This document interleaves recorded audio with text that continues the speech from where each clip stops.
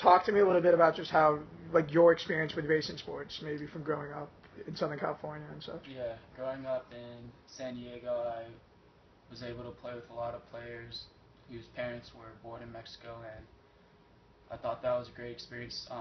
First, from a soccer standpoint, their style of play is you get to learn a lot different style of play. They like to play a lot of combination play. They're more technical, less about speed.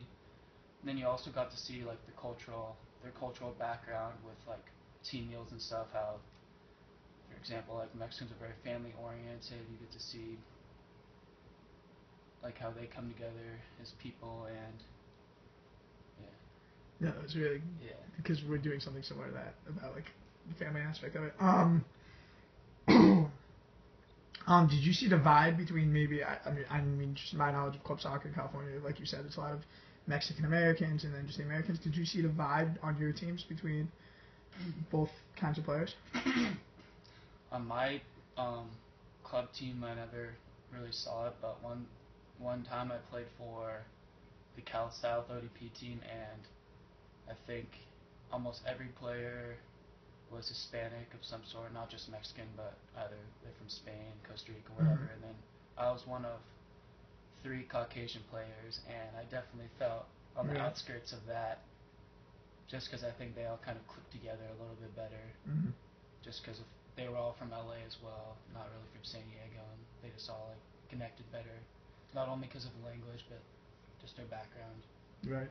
I was wondering if you could talk a little bit about just race on your team now.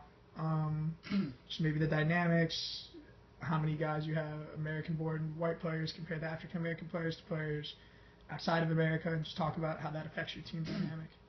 Yeah, with all my teams here in Michigan, I've never felt any divide really depending on race. I mean, my first 2 years, my sophomore year especially, we had 5 players of African descent.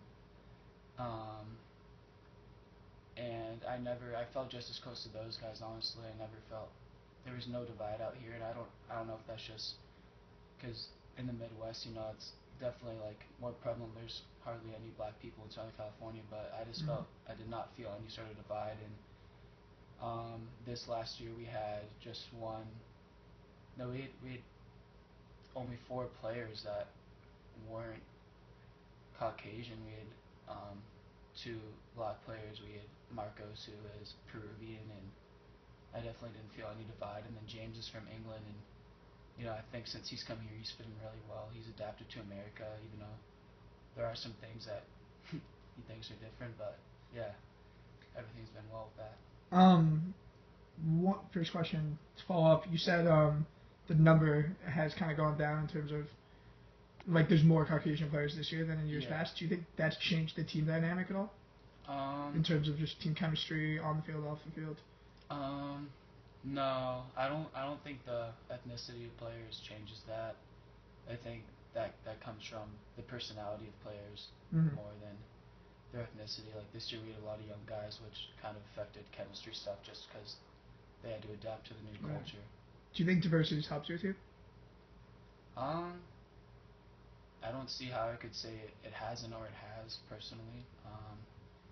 I think it's great to see guys from almost like different areas rather than necessarily different ethnicities, but I think sometimes different races, that does help Mm-hmm. team chemistry.